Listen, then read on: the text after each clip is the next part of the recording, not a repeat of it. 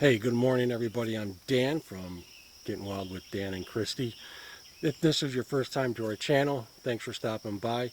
I want to go over this tent with you. We had just purchased this maybe a month ago. We've used it the second time this past weekend, and it was brutal. I mean, brutal. Let's get into it.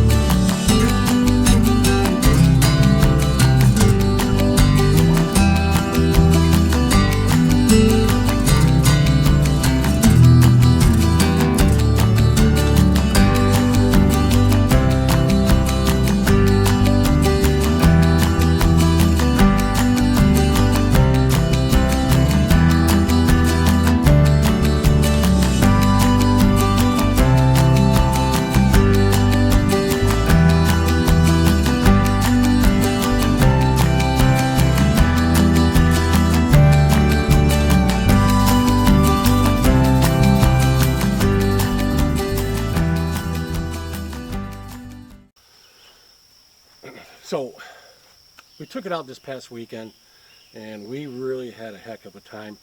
The more we use it, the more we find out this is not what we thought it was. And this is the main reason why I am making this episode. Just because it says it's a hot tent doesn't mean it's a hot tent. You have to ask yourself, what constitutes a hot tent? Well, I think everybody has their own version of that. To me, it has to have a stovepipe jack, and it has to have a tub floor, and it has to be a sealed unit. When we bought this, we didn't know everything about tents. It's been years since both of us had camped, so we went and spent the $1,300 on this 12 by 16. I'm not going to name the manufacturer until the end. I'm very disappointed in how they handle things. Let's just get into it and show you the good stuff, the bad stuff. You can make your own choice on whether you would like to buy this tent or not. Let's get rolling. Let's start off with the front. This is a canvas tent. They do zip up. These roll up, and you'll see all these toggles around to hold all your windows up. Now, there is a drawback to this system. Well, let's just say there's a drawback to this manufacturer and how they do things, because at the end you're going to go, wow. Anyway, these mesh windows, these screens, are very, very, very thick. There is no, I mean zero ventilation. Absolutely none. These things are so thick, this thing cannot breathe right. Another thing, so if you want to consider it a hot tent, and you bring these zippers down. Now, there's nothing at the bottom here. It's not sealed, no Velcro, no nothing. Where's your heat gonna go? It's gonna go out all these windows that are around here. That goes for every window on this tent. There's nothing along here to seal it. Now, would it be difficult for me to just take some Velcro and put some Velcro on there? No, it wouldn't be difficult at all.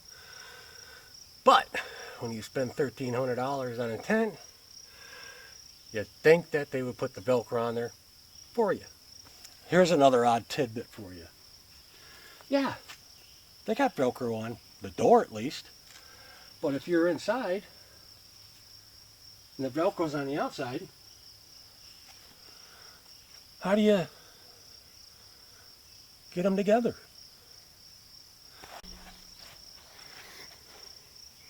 Top vent. Yeah, it does come with a little bar here to open it up. Cool.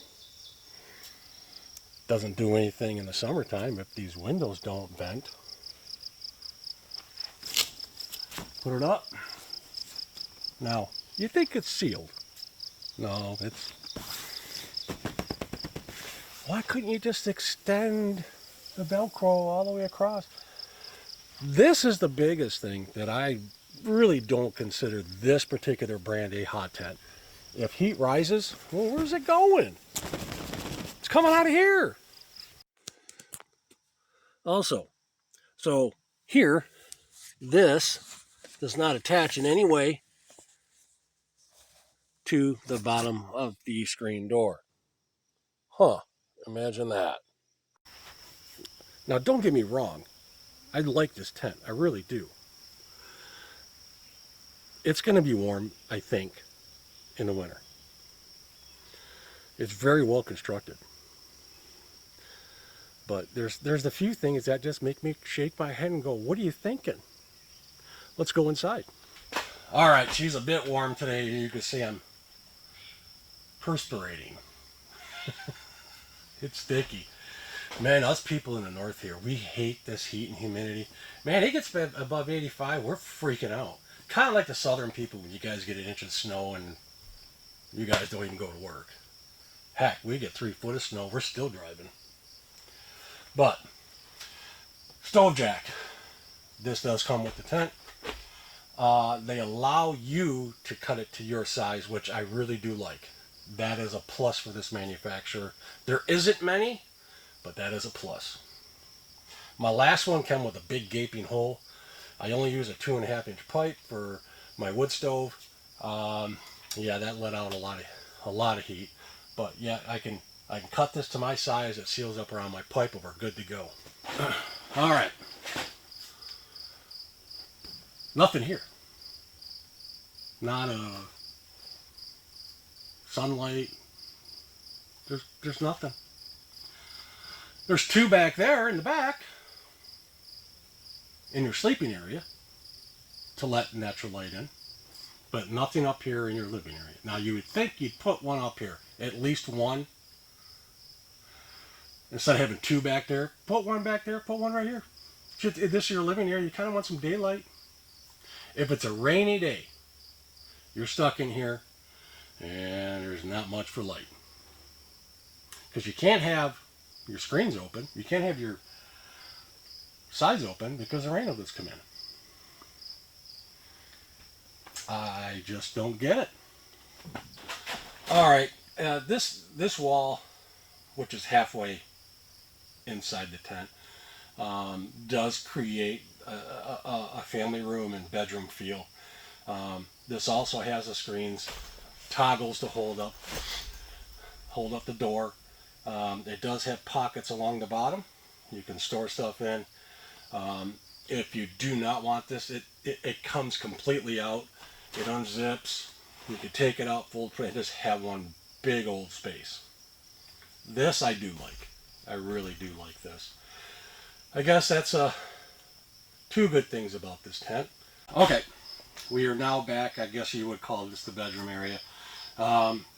It's the same dimension as the front, and it does come with 2 of these skylights or sunroofs, whatever you want to call them. And I guess they just back into there. I didn't even realize that's how you do it. She always took care of this. Surprised there's no toggles there. Why they couldn't just take one of these and put it up front where you're going to spend most of your time awake.